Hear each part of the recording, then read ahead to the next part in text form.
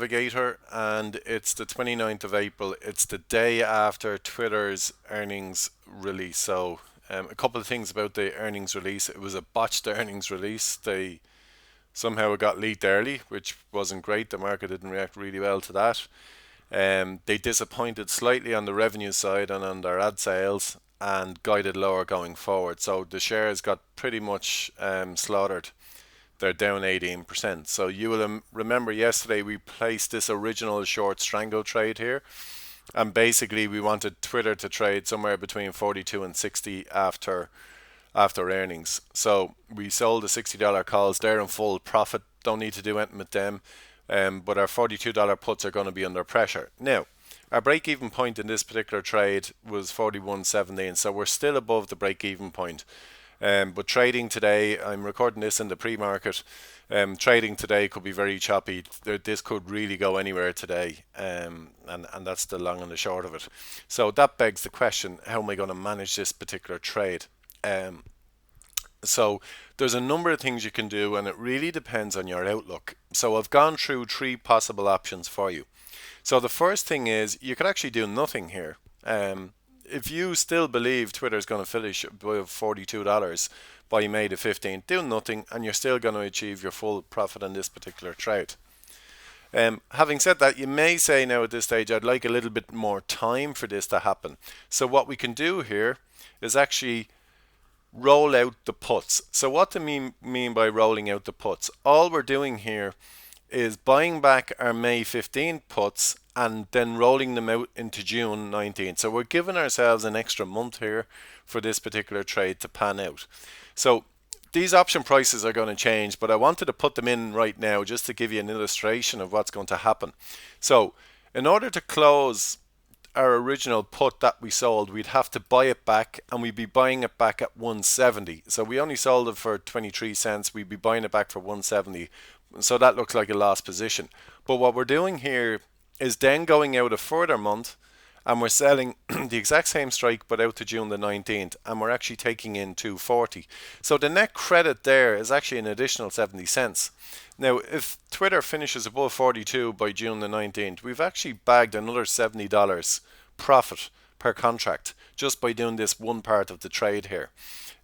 So if your assumption is Twitter is going to finish above 42 by June the 19th, then you just roll out to June the 19th. You're giving yourself a little bit more time. You're generating additional premium. So you can see here, I'll go back to our original trade. Our max profit per contract was $83. That's actually gone up now to $153 because we've generated additional premium. Now, a couple of things you need to be aware of. First of all, our probability of success is dropped to 63%, and that's actually still quite high considering the shares are trading in and around 42 at the moment. So that's still a decent enough probability that, by the 19th of June for Twitter to finish above 42. It may or may not happen. Um, our break-even point is $40.47. So the bottom line is it's our $42 strike minus whatever premiums we receive. So we've dropped our break even again as well here. So that's a positive of doing this thing, right? Now, the next assumption would be, let's say for argument's sake you're gone negative. You think, you know what, this is going to fall further and I want a little bit more leeway to the downside. What can we do? So the next strategy you can do is roll down and out the puts. So what do we mean by that? It's again buying back our original put, but this time we're going to sell the June 19 put, but we're picking the $40 strike. So that's giving us a little bit more leeway. Now the thing about this is you're not going to get as much premium in the door. We're only getting 147 in the door on this. So when we do all of our profit and loss calculations here, we've actually reduced our profit potential per contract to $60. But our probability of success has gone up to 69% and our break even is lower here.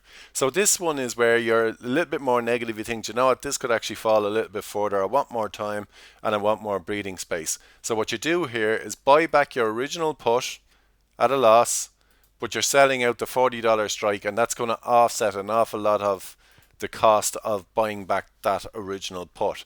So in essence, what you're doing here, the call side of the trade becomes the whole profit side of this particular trade. That's what's going to happen here.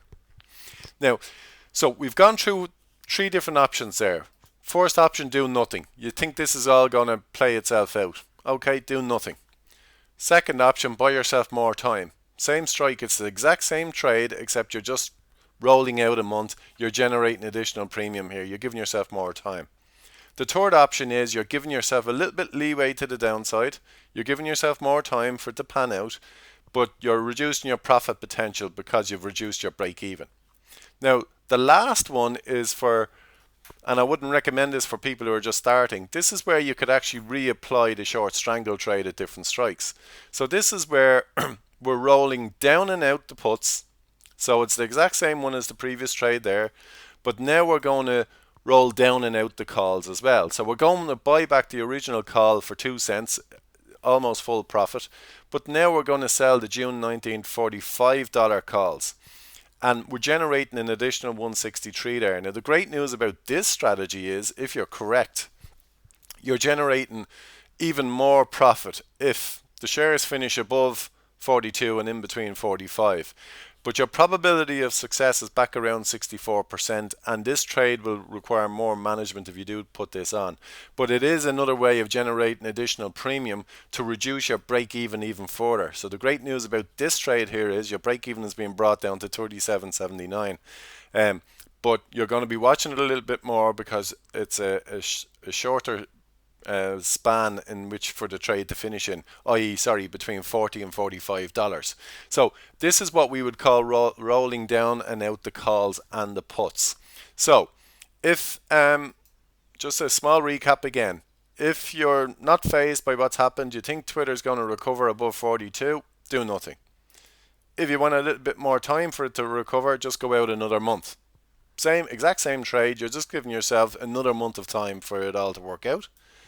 If you're getting a little bit nervous about Twitter's share price, you want more time, roll down and out. And then the final thing is, if you think, do you know what, this isn't going to see above 45 within the next month, sell the $45 calls for June as well, and you're going to generate additional premium. Okay, this is Stephen from Share Navigator. This is how you manage the Twitter trade later on. Everybody will have a different outlook. I've given you 4 different choices. Thanks and bye for now.